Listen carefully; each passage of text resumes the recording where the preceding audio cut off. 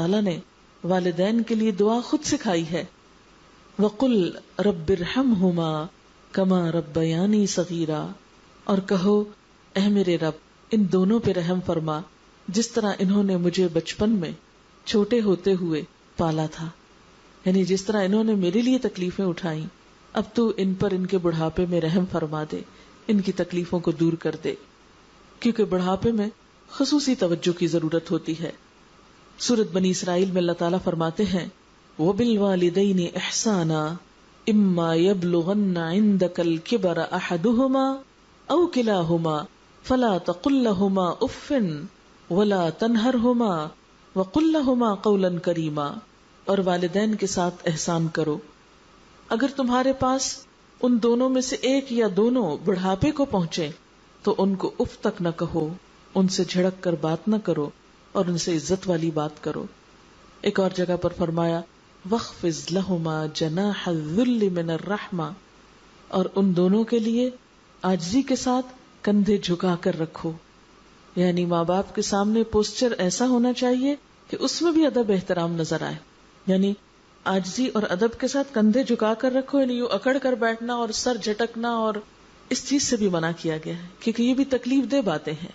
حضرت عبداللہ فرماتے ہیں کہ ایک آدمی آپ کی خدمت میں حاضر ہوا اور کہنے لگا میں آپ کے ہاتھ پہ ہجرت اور جہاد کے لیے بیعت کرتا ہوں اور اللہ سے اس کا اجر چاہتا ہوں. آپ نے فرمایا کیا تمہارے ماں باپ میں سے کوئی زندہ ہے؟ اس نے کہا جی ہاں دونوں زندہ ہیں. آپ نے فرمایا کیا تم واقعی اللہ سے اپنی ہجرت اور جہاد کا بدلہ چاہتے ہو؟ اس نے کہا جی ہاں. آپ نے ارشاد فرمایا تو جاؤ اپنے ماں باپ کی خدمت میں رہ کر ان کے ساتھ نیک سلوک کرو. پھر یہ ہے کہ والدین میں سے خاص طور پر ماں کا درجہ بہت بڑا ہے کیونکہ اس کی تکلیفیں بڑی ہیں. قرآن پاک میں اللہ تعالیٰ فرماتے ہیں وَوَصَّيْنَا الْإِنسَانَ بِوَالِدَيْهِ إِحْسَانًا حَمَلَتْهُ أُمُّهُ كُرْهًا وَوَضَعَتْهُ كُرْهًا وَحَمْلُهُ وَفِصَالُهُ 30 شهرًا. ہم نے انسان کو وصیت کی کہ والدین کے ساتھ احسان کرنا. اس کی ماں نے اس کو تکلیف اٹھا کر پیٹ میں رکھا، تکلیف اٹھا کر جنم دیا، اور اس کے حمل یعنی پیٹ میں اٹھانے اور دودھ چھڑانے میں 30 مہینے لگ گئے. ایک دو دن کی بات نہیں، وہ 30 مہینے تک تمہارے ساتھ اپنی جان کھپاتی رہی ہے، اس لیے اس کا حق پہچانو. حضرت عیسیٰ علیہ السلام کے بارے میں آتا ہے وَبَرًّا بِوَالِدَتِي وَلَمْ يَجْعَلْنِي جَبَّارًا شَقِيًّا، اور اللہ نے مجھے اپنی والدہ کے ساتھ احسان کرنے والا بنایا اور بدبخت اور جبار نہیں بنایا. یعنی وہ شخص دوسرے معنوں میں بدبخت ہے کہ جو اپنے ماں باپ کے ساتھ اچھا سلوک نہیں کرتا. آپ صلی اللہ علیہ وسلم نے بھی فرمایا ان اللہ حرم علیکم حقوق الامہات، اللہ نے تم پر ماؤں کی نافرمانی کو حرام قرار دیا ہے. حضرت ابو ہریرہ فرماتے ہیں کہ ایک شخص آپ کی خدمت میں حاضر ہوا اور پوچھا اے اللہ کے رسول صلی اللہ علیہ وسلم میرے نیک سلوک کا سب سے زیادہ مستحق کون ہے؟ فرمایا تیری ماں. اس نے پوچھا پھر کون؟ فرمایا تیری ماں. اس نے پوچھا پھر کون؟ فرمایا تیری ماں. اس نے پوچھا پھر کون؟ فرمایا تیرا باپ. گویا باپ کے مقابلے میں بھی 3 درجے ماں کو زیادہ عطا کیے گئے کیونکہ اس کی تکلیفیں بچے کے ساتھ باپ کے مقابلے میں زیادہ ہوتی ہیں. حضرت جاہمہ نبی صلی اللہ علیہ وسلم کی خدمت میں حاضر ہوئے، کہا کہ اللہ کے رسول صلی اللہ علیہ وسلم میرا ارادہ ہے آپ کے ساتھ جہاد میں شرکت کروں، میں اس لیے آیا ہوں کہ آپ سے اس معاملے میں مشورہ کروں. آپ نے ان سے پوچھا تمہاری والدہ زندہ ہیں؟ انہوں نے کہا جی ہاں. فرمایا جاؤ انہی کی خدمت میں لگے رہو کیونکہ جنت انہی کے قدموں میں ہے. وہ جسے مشہور بات ہے سب کو یہ تو پتا ہے کہ جنت ماں کے قدموں میں ہے، تو یہ اس موقع پر آپ نے بات ارشاد فرمائی تھی. حضرت اویس قرنی کے بارے میں آپ نے سنا ہوگا کہ آپ صلی اللہ علیہ وسلم سے بہت شدید محبت کرتے تھے. روایات میں آتا ہے کہ جب جنگ احد میں آپ کے دانت شہید ہوئے تھے تو انہوں نے وہاں اپنے دانت توڑ لیے تھے. صرف ایک دم خبر سنی اور برداشت نہ کر سکے کہ اللہ کے رسول صلی اللہ علیہ وسلم کا دانت شہید ہو گیا اور میں اس حال میں ہوں. آپ سے ملاقات کی بے پناہ تمنا تھی، لیکن آپ ہی کے حکم پر عمل کرتے ہوئے اپنی ماں کی خدمت میں رہے کیونکہ ماں بوڑھی تھی. ان کے بارے میں حضور صلی اللہ علیہ وسلم نے حضرت عمر سے کہا کہ اے عمر میرے بعد ایک ایسا شخص آئے گا، یعنی انہی کی طرف اشارہ کر کے کہا، تو جب وہ مدینہ میں آئے میرے بعد میں تو تم اس سے اپنے لیے دعا کو کہنا، یعنی اس سے اپنے لیے دعا کروانا، یعنی ایک نیک شخص ہوگا. ان کی نیکی کیا تھی کہ انہوں نے اپنے دل کے جذبات، یعنی آپ سوچئے ذرا اگر ہمیں پتہ چلے کہ کہیں حضور صلی اللہ علیہ وسلم آئے ہوئے ہیں یا ان کو ہم دیکھ سکتے ہیں تو کون پیچھے رہے گا ہم میں سے. گھر میں کوئی بھی کام ہو بس چھوڑ کے بھاگیں گے, کوئی بوڑھا ہو جوان ہو کچھ ہو. لیکن انہیں حضور صلی اللہ علیہ وسلم سے شدید محبت تھی, لیکن آپ کے حکم اور آپ کی اطاعت کا ایسا جذبہ تھا کہ آپ ہی کے حکم پر ماں کی خدمت میں لگے رہے اور آپ کی خدمت میں حاضر نہیں ہوئے, کیونکہ آپ کی خدمت میں حاضر ہونے والوں کو صحابی کا ٹائٹل ملتا تھا, وہ تابعی قرار پائے. ان کا علمی اعتبار سے کہ اس دنیا میں ایک درجہ کم ہوا, لیکن اللہ کے ہاں درجہ کم نہیں ہوا, کیونکہ ایک بہترین کام میں تھے. ان کو اپنا فریضہ حج ادا کرنے کا بھی بہت شوق تھا, لیکن ماں کی خدمت کی وجہ سے اس کے لیے بھی نہ جا سکے. جب ماں فوت ہو گئی تو حج ادا کیا. ماں باپ اگرچہ نان مسلمز بھی ہوں پھر بھی اچھا سلوک کرنا چاہیے, جیسا کہ قرآن پاک کی آیت میں آتا ہے کہ وصاحبہما فی الدنیا معروفا. اگر شرک کے لیے بھی کہتے ہیں تو شرک کی بات تو نہیں مانو, لیکن سلوک اچھا کرو. حضرت اسما فرماتی ہیں کہ آپ صلی اللہ علیہ وسلم کے عہد مبارک میں میری پاس میری والدہ آئیں. اس وقت وہ مشرکہ تھیں. میں نے نبی صلی اللہ علیہ وسلم سے عرض کیا کہ میرے پاس میری والدہ آئی ہیں اور وہ اسلام سے متنفر ہیں, وہ اسلام نہیں قبول کرنا چاہتی, کیا میں ان کے ساتھ اچھا سلوک کروں؟ آپ نے فرمایا ہاں, سلی امہ کی, اپنی ماں کے ساتھ صلہ رحمی کرو, اچھا سلوک کرو. وہ اصل میں اپنی بیٹی سے کچھ مدد لینے کو آئی تھی, اور آپ کو معلوم ہے مکہ اور مدینہ والوں کے حالات پولیٹیکلی کتنے ٹینس تھے, ایک جنگ کی کیفیت تھی, اور وہ مشرک تھی. لیکن جب وہ آئیں تو آپ صلی اللہ علیہ وسلم نے کیا فرمایا کہ تم اپنی ماں کے ساتھ اچھا سلوک کرو.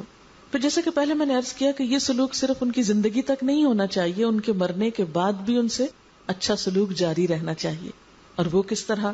حضرت ربیعہ سائدی فرماتے ہیں کہ میں بارگاہ رسالت میں حاضر ہوا کہ ایک انصاری آیا اور عرض کی, اے اللہ کے رسول صلی اللہ علیہ وسلم, میرے والدین کی وفات کے بعد بھی کیا مجھ کو ان سے حسن سلوک کرنا ضروری ہے؟ آپ نے فرمایا ہاں, 4 باتیں تجھ پر ضروری ہیں. نمبر 1, ان کی نماز جنازہ ادا کرنا, یعنی اولاد اگر دور ہو گئی تو اس کو پہنچنے کی کوشش کرنی چاہیے کہ جنازہ پڑھ سکے, خاص طور پہ مردوں کے لیے, لڑکوں کے لیے. نمبر 2, ان کے لیے مغفرت کی دعا کرتے رہنا. نمبر 3, جو وعدہ انہوں نے کیا اس کو پورا کرنا.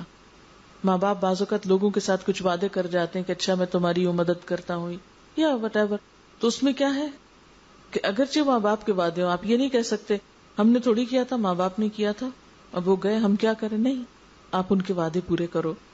نمبر 4, ان کے دوستوں کا احترام کرنا. اس میں آپ دیکھیں نا کہ اسلام میں کتنی وسعت ہے اور کتنی مروت ہے کہ ماں باپ تو فوت ہو گئے لیکن ان کے دوست اگر زندہ ہیں تو ان کے ساتھ اچھا سلوک کرنا, ان کے رشتہ داروں سے صلہ رحمی کرنا جن سے ان کی وجہ سے رشتہ داری ہو, یہ نیکی ہے جو ان کی وفات کے بعد بھی تم پر لازم ہے. اسے ابو داؤد نے روایت کیا ہے. آپ صلی اللہ علیہ وسلم نے فرمایا, قسم ہے اس ذات کی جس نے مجھے نبی برحق بنا کر بھیجا, جس بندے کو اللہ نے مال دیا پھر ماں باپ کے ساتھ اس نے نیکی کی تو وہ جنت میں میرے ساتھ رہے گا. ایک شخص نے کہا, اے اللہ کے رسول صلی اللہ علیہ وسلم, اگر اس کے ماں باپ زندہ نہ ہو تو کیا کرے؟ یعنی اب تو وقت گزر گیا, وہ تو چلے گئے. آپ نے فرمایا, ان کی طرف سے محتاجوں کو کھانا کھلائے, یعنی ان کے جانے کے بعد ان کی طرف سے صدقہ خیرات کرے. اب یہ جو دعائے مغفرت ہے یہ کیسے کی جائے؟ دعائے مغفرت میں ایک تو ہر نماز کے آخر میں ہم دعا کرتے ہیں, رب اجعلنی مقیم الصلاۃ ومن ذریتی ربنا تقبل دعا ربنا اغفر لی ولوالدی وللمؤمنین یوم یقوم الحساب. یہ وہ دعائے مغفرت ہے جو ہر نمازی اپنے ماں باپ کے لیے کرتا ہے. اس لیے کتنا ضروری ہے نا ہم اپنے بچوں کو نمازی بنائیں, تاکہ جب ہم فوت ہو جائیں تو ویسے اگر وہ بھول بھی جائیں اپنے کام کاج میں, اپنی دنیا میں, تو کم از کم نمازوں میں تو ہم کو یاد کرتے رہیں, وہاں سے تو دعا آتی رہے. نبی صلی اللہ علیہ وسلم نے فرمایا, اگر کسی آدمی کے ماں باپ دونوں انتقال کر جائیں اور یہ ان کی زندگی میں نافرمان رہا, اور جب وہ مثلا فوت ہو گئے تو پھر اس کو احساس ہوا, یعنی حدیث کے الفاظ نہیں وضاحتی الفاظ ہے, تو پھر فرمایا کہ تو برابر ان کے حق میں دعا کرتا رہے, ان کی بخشش کی استدعا کرتا رہے, اس آدمی کو اللہ تعالیٰ والدین کا فرما بردار قرار دے کر نافرمانی کے وبال سے بچا لیں گے. یعنی اگر کوئی بچہ زندگی میں نافرمان رہا, اسے احساس نہیں ہوا, کیونکہ بعض اوقات ایسا ہوتا ہے نا کہ ماں باپ ہوتے ہیں ہم فار گرانٹیڈ لیتے ہیں کہ جیسے یہ سب بہاریں ہمیشہ ہی رہیں گی, یہ سایہ دار درخت ہمیشہ ہمارے سر پر رہیں گے, اور ہم اپنے لاڈ پیار میں ان کو تنگ کرتے رہتے ہیں کہ ماں باپ ہی ہے نا, اپنے ہیں, جو بھی چاہے کرے. لیکن جب وہ چلے جاتے ہیں اور زندگی کی دھوپ ہمیں ستانے لگتی ہے تو پھر ان کی قدر آتی ہے, پھر یاد آتے ہیں. اس وقت پھر انسان کا دل چاہتا ہے کہ اب میں ان کے ساتھ کوئی بھلائی کروں، اب میں کس طرح کمپنسیٹ کروں ان ساری غلطیوں کو، زیادتیوں کو جو میں پہلے کر چکا ہوں. تو اس پر آپ نے کیا طریقہ بتایا کہ ان کے مرنے کے بعد برابر دعائے مغفرت کرتا رہے تو وہ اس کی اس نافرمانی کا ازالہ کرے گی. حضرت ابو ہریرہ سے روایت ہے، نبی صلی اللہ علیہ وسلم نے فرمایا جب آدمی مر جاتا ہے تو اس کے عمل کا ثواب ختم ہو جاتا ہے مگر 3 عملوں کا ثواب باقی رہتا ہے. نمبر 1 صدقہ جاریہ، نمبر 2 علم جس سے فائدہ لیا جائے، اور نمبر 3 نیک اولاد جو ماں باپ کے لیے دعا کرے. حضرت ابو ہریرہ سے روایت ہے کہ مرنے کے بعد جب میت کے درجے بلند ہوتے ہیں تو وہ حیرت سے پوچھتا ہے یہ کیسے ہوا؟ اللہ تعالیٰ کی طرف سے اس کو بتایا جاتا ہے کہ تمہاری اولاد تمہارے لیے دعائیں مغفرت کرتی رہی ہے، اس کی وجہ سے تمہارے درجے بلند ہو رہے ہیں. دوسری بات جو بتائی گئی وہ والدین کی طرف سے صدقہ خیرات، یعنی ان کے وفات کے بعد. زندگی میں بھی کر سکتے ہیں، اگر آپ کو اللہ نے زیادہ دیا اور ماں باپ کے پاس کم ہے اور وہ خود صدقہ نہیں کر سکتے تو ان کو آپ دیں کہ وہ اپنے ہاتھ سے کریں، یا دور ہیں تو ان کی طرف سے ان کے نام سے کرتے رہیں.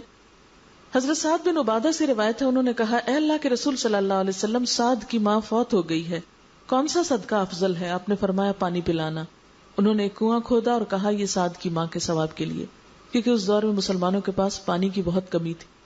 تو اس سے پتہ چلتا ہے کہ جس چیز کی کمی اور ضرورت ہو اس کے مطابق صدقہ خیرات جو ہے وہ زیادہ فائدہ مند ہوتا ہے. حضرت عبداللہ بن عباس سے روایت ہے کہ ایک آدمی نے کہا اے اللہ کے رسول صلی اللہ علیہ وسلم، میری والدہ فوت ہو گئی ہیں، اگر میں اس کی طرف سے صدقہ کروں تو کیا اس کو فائدہ ہوگا؟ آپ نے فرمایا ہاں. اس نے کہا میرا ایک باغ ہے، میں آپ کو گواہ کرتا ہوں کہ میں نے اسے اپنی ماں کی طرف سے صدقہ کر دیا. پھر اسی طرح والدین کے کیے ہوئے وعدے پورے کرنا، وصیت، نظر، قرض وغیرہ پورا کرنا، یہ بھی اولاد کی ذمہ داریوں میں سے ہے. حضرت ابن عباس سے روایت ہے کہ سعد بن عبادہ انصاری نے حضور صلی اللہ علیہ وسلم سے یہ مسئلہ پوچھا کہ ان کی ماں پر ایک نظر تھی، وہ اس کو ادا کرنے سے پہلے مر گئی. آپ نے فرمایا تو اس کی طرف سے نظر ادا کر.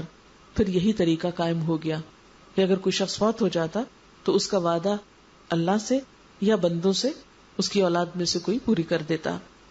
پھر والدین کے رشتہ داروں اور دوستوں سے اچھا سلوک. ابن عمر سے روایت ہے کہ ایک شخص رسول اللہ صلی اللہ علیہ وسلم کے پاس آیا اور اس نے عرض کیا اللہ کے رسول صلی اللہ علیہ وسلم، میں ایک بڑے گناہ کا مرتکب ہو گیا ہوں، کبیرہ گناہ ہو گیا مجھ سے، میرے لیے کیا توبہ کا کوئی طریقہ ہے؟ آپ نے فرمایا کیا تمہاری والدہ زندہ ہے؟ اس نے کہا نہیں. آپ نے فرمایا تیری خالہ زندہ ہے؟ اس نے کہا جی ہاں. آپ نے فرمایا پس اس سے نیک سلوک کر، یعنی گناہ کبیرہ کے کفارے کے لیے اس سے صلہ رحمی کر. ابن عمر سے روایت ہے کہ آپ صلی اللہ علیہ وسلم نے فرمایا نیک ترین نیکیوں میں سے ہے کہ آدمی اپنے باپ کے دوستوں کے ساتھ احسان کرے جبکہ باپ غائب ہو، یعنی فوت ہو جائے یا اس شہر میں موجود نہ ہو. یعنی کبھی کبھی ان سے ملاقات کے لیے چلے جانا، یا ان کو کوئی تحفہ بھیج دینا، یا ان کو کسی موقع پہ یاد رکھنا، ان کی خوشیوں غموں میں شریک ہونا. پھر اسی طرح والدین سے محبت والدین کی وفات کے بعد طبعی چیز ہے، لیکن شعوری طور پر بھی کرنی چاہیے، محبت سے ان کو یاد کرنا چاہیے. حضرت ابو ہریرہ اور حضرت بریرہ کا بیان ہے کہ نبی صلی اللہ علیہ وسلم اللہ تعالیٰ سے اجازت لے کر جب اپنی والدہ کی قبر کی زیارت کے لیے تشریف لے گئے تو والدہ کی قبر کے پاس بیٹھ کر بے اختیار رونے لگے.